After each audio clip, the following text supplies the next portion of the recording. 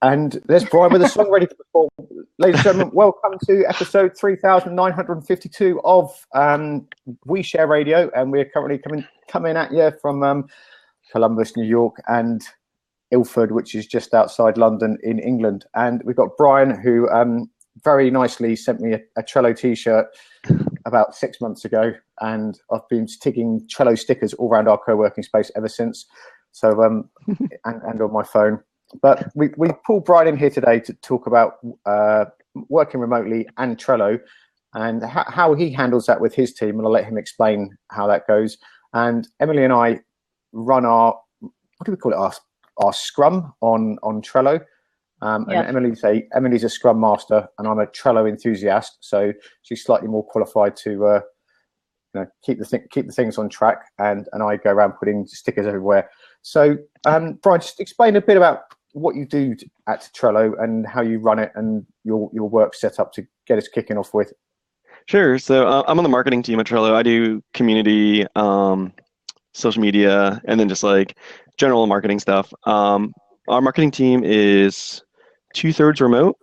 I work both in the office and remote. We're very flexible. So I get to see both sides of it. In fact, I think Trello now is 50% remote, which 2 years ago, I don't know if we had anyone working remote. So it's been this like really quick, steep learning curve of kind of how to develop a remote friendly culture, or we like to call it a remote first culture. And so, right now, I mean, talking about like kind of tools and stuff, I mean, we mostly get by on the marketing team with pretty small amount of tools day to day, like just Trello, Slack, Appearin, and Google Drive is mostly all we use on a daily basis to kind of keep our team running.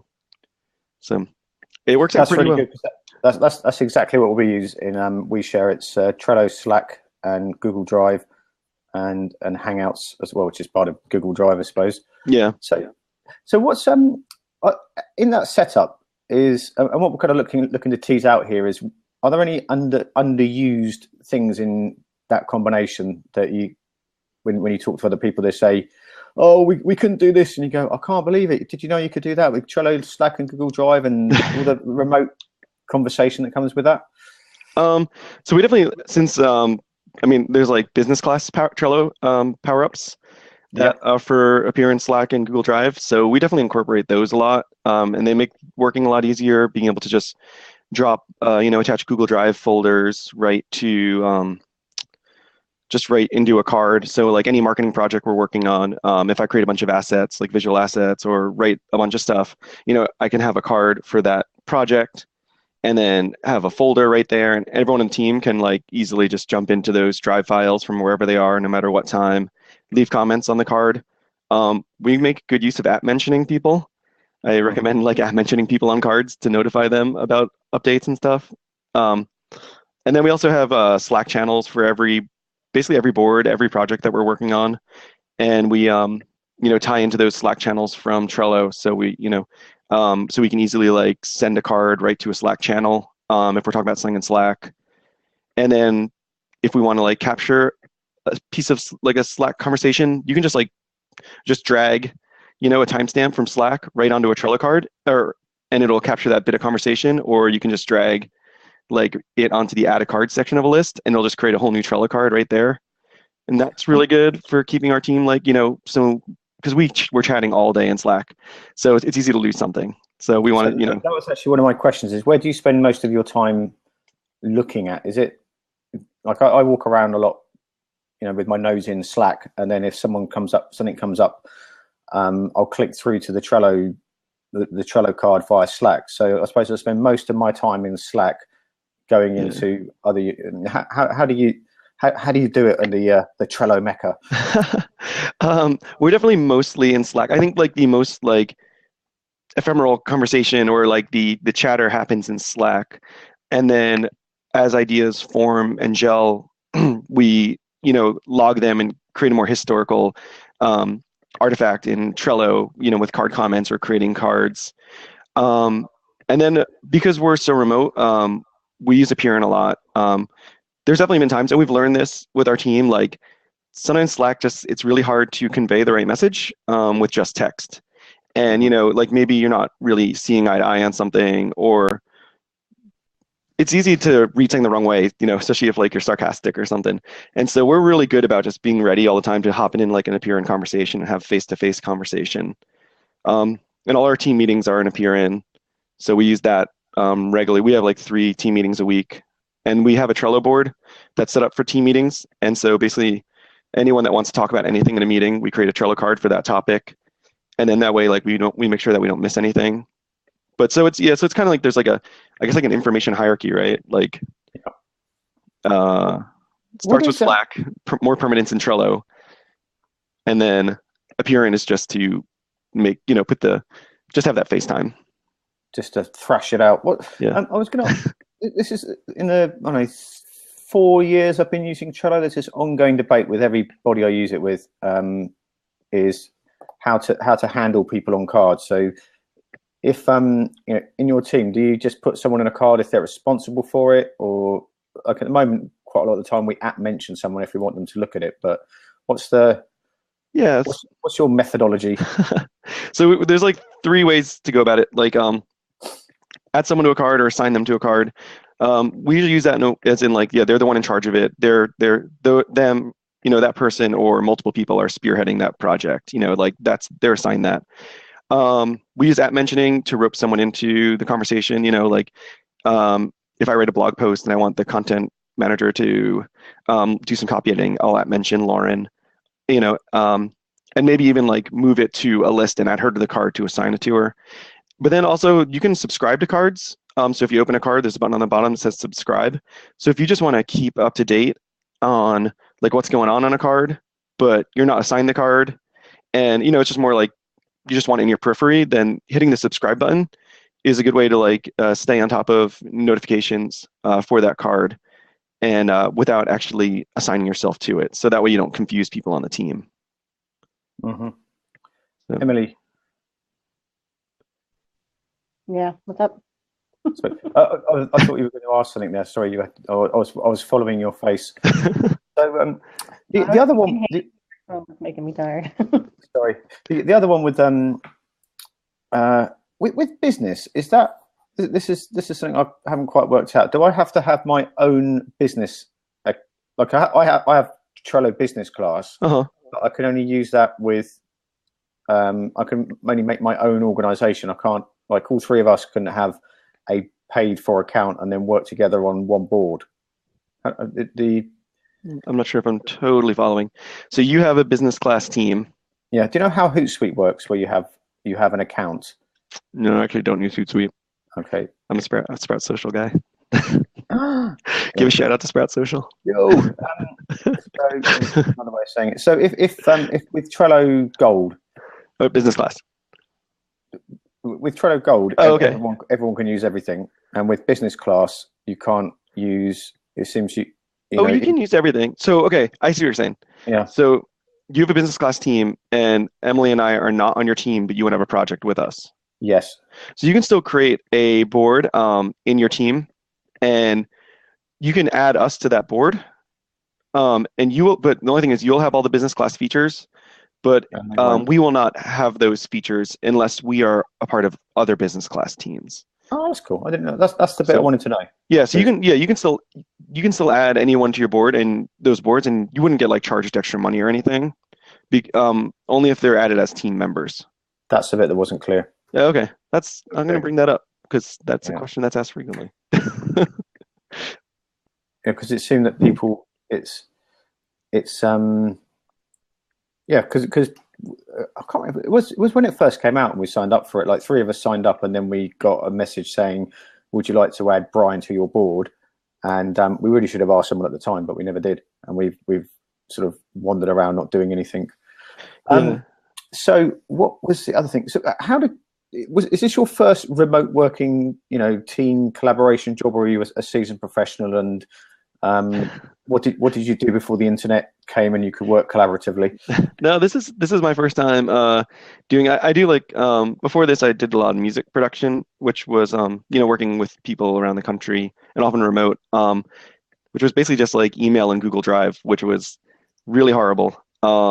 and even all these music projects I still do in my spare time, like we all use Trello, and everyone, it just makes it so much easier to not get lost in like endless email chains and stuff. But yeah, this is my first time working remote. I really love the flexibility. Next week, or this tomorrow, I'm going out to Seattle for like 3 weeks just to work remote there and hang out. And I love that I have that option that, you know, if I want to just get out of the city for a little while, all the tools that I need are just like right in my laptop, and I just bring my laptop and go anywhere in the world as long as there's a good internet connection. So it's been a really amazing experience. And what's with your team, does everybody, you said 2/3 are remote, is that 2/3 are in a co-working space around the corner, or are they in Bali and Helsinki? And so for our marketing team, there's 6 of us. So Lauren and I work sometimes in the headquarters and sometimes remote. And then we have our VP marketing, our boss Stella, is in Chicago. Our designer Sam is in Austin. Ryan, our dev, is in LA, and Alexia, who does international marketing, is in Rio in Brazil. So we're all pretty distributed across a bunch of time zones.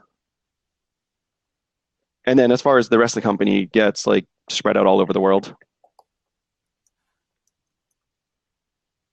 I love working remote. It's been my favorite thing for years and years and years. I like the What do you challenges find? of it. Much more What so are the than what are the challenges that you what's find? that? Oh my goodness, where to start? I think the biggest problem with working remotely is getting people to adapt to new tools, to communicative tools, and to get them to be responsive. I think we're used to waiting until things are right in front of our face to pay attention to them. But that's the challenge that I really love the most. And I've found so much use ever since Bernie and I started using Trello in combination with Scrum.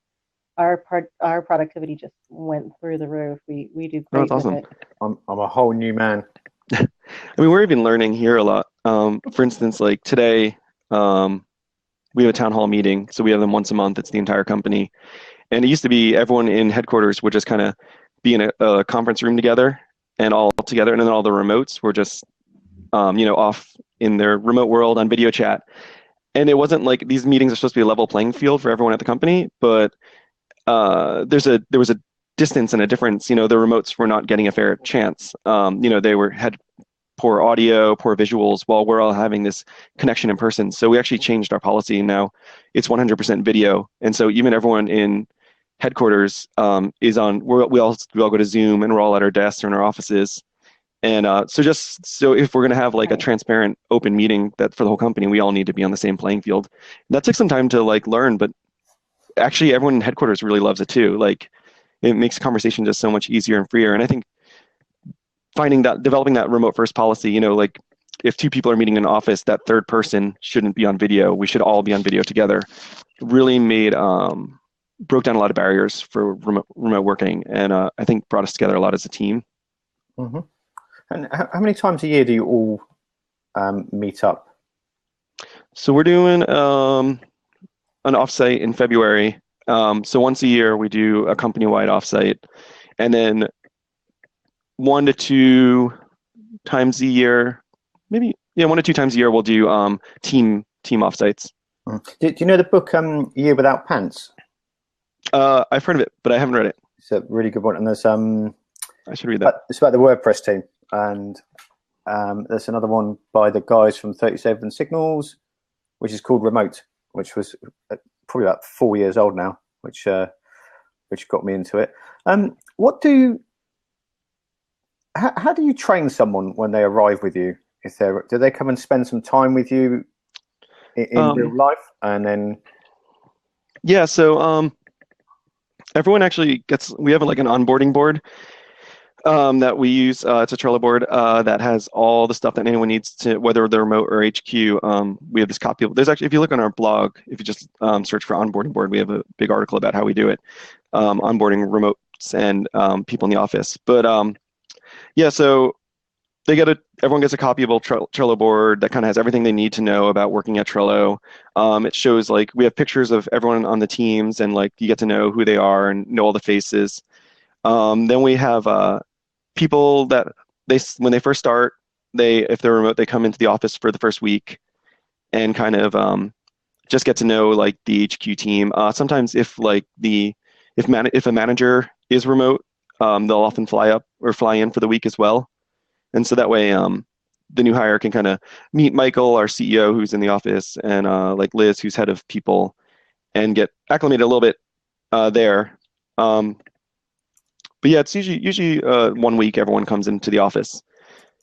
But we try and make it as smooth as possible with the remotes in a lot of different ways. We have like remote beer bashes every week where all the remotes hop on video chat and like drink some beers every Friday.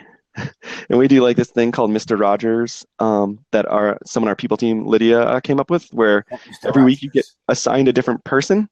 And the goal is to just have 30 minutes where you just don't talk about work, but just kind of have a hangout and just talk about what you do or like, your life and just anything not necessarily work related.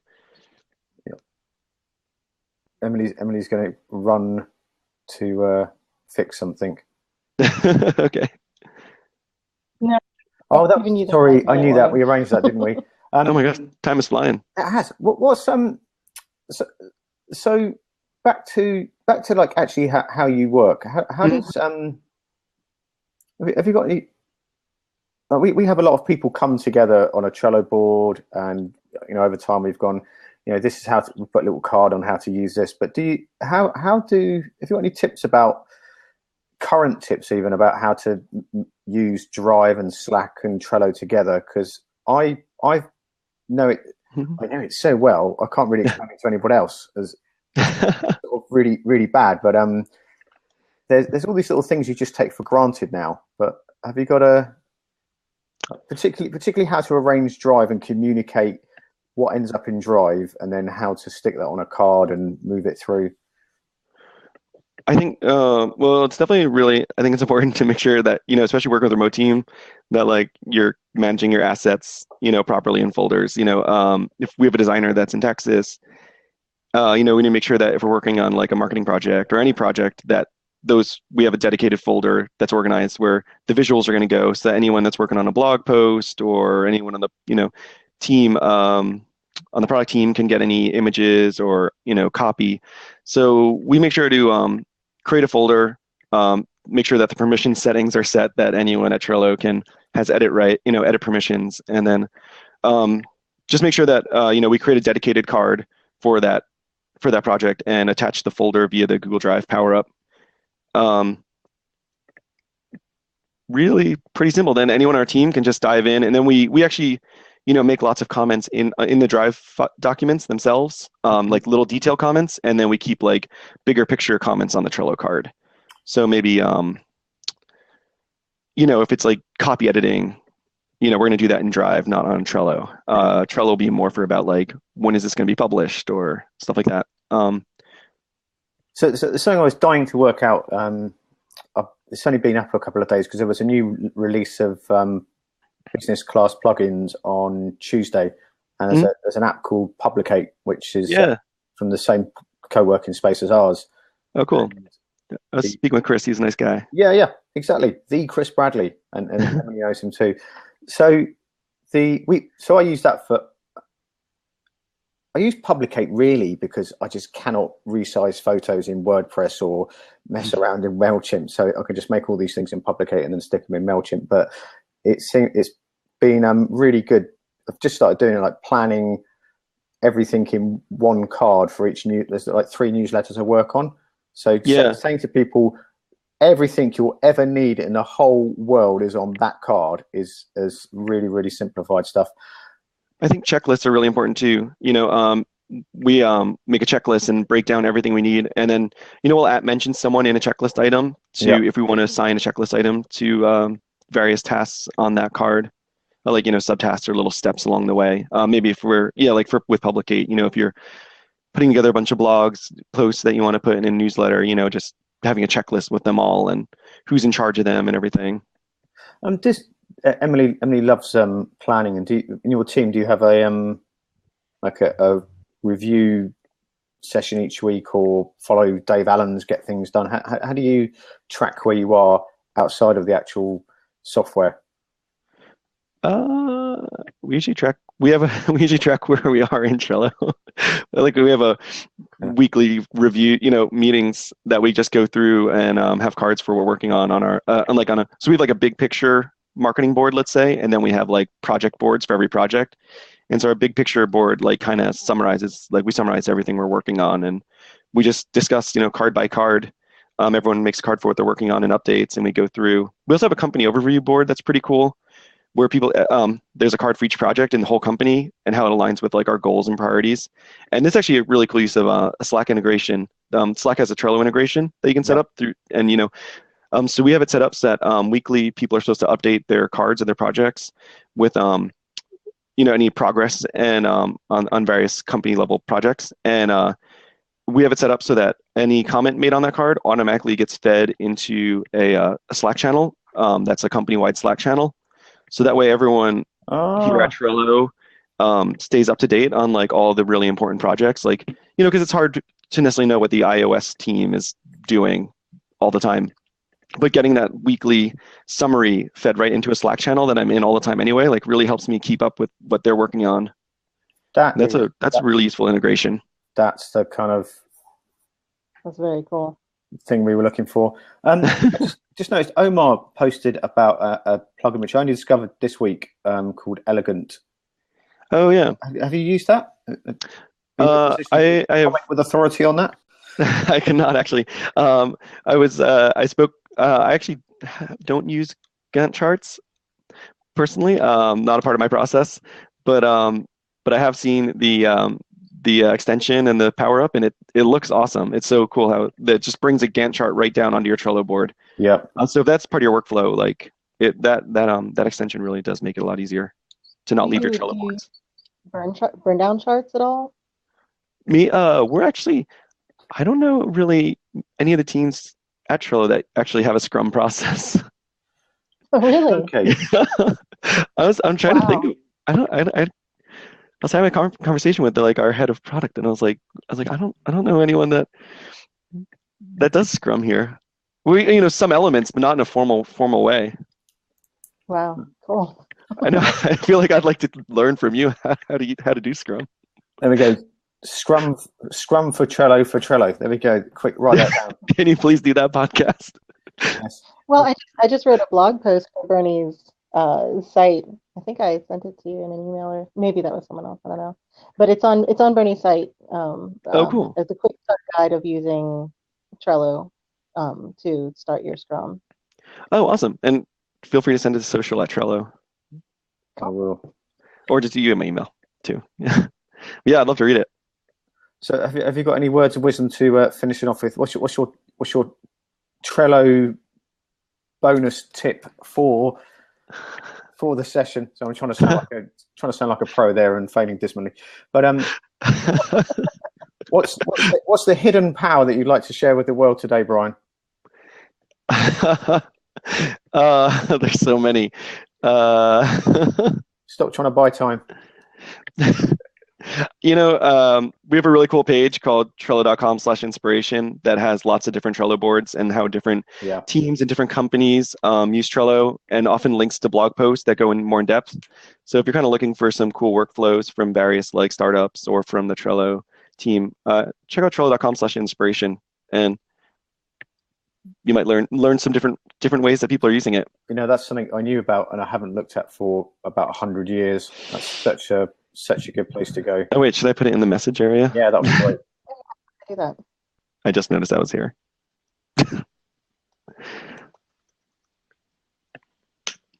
Bam. Cool. Yeah. Lovely, jubbly. So we're gonna round up here. Where's the best place to find you online, Brian? I'm on Twitter at Brian Servino, just BrianCervino, and I also handle the Trello Twitter account at Trello. So feel free to reach out anytime.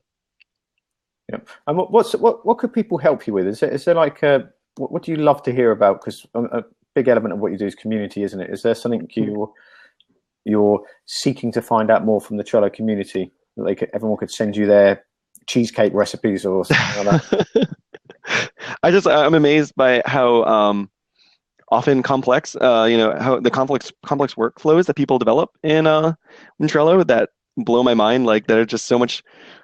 It's like, wow, sometimes I think we just use Trello in a very basic way, even here. Don't even do Scrum, So I love learning about I love just seeing people's boards if they're willing to share them with me and just kind of seeing their workflows. Any blog posts people write are great. There's a lot of tips and tricks that I can learn, different integrations and stuff. And it's always awesome to learn about. Brilliant. Okay, we're gonna say goodbye. We'll be on if you hashtag OS Radio on Twitter and just stick OuiShare.net into any search engine, and you can find us there. And we'll come and find you again soon with another list of questions. And thanks very much for tuning in, Emily, with your plumber. And thanks very much for Brian giving up his very valuable time today. Yeah, honored. And you all have to hang up at the same time, otherwise it looks weird. Okay. Okay. Thanks. I'm just gonna thanks close for the tuning in, window. Omar. Bye-bye. Bye. Bye.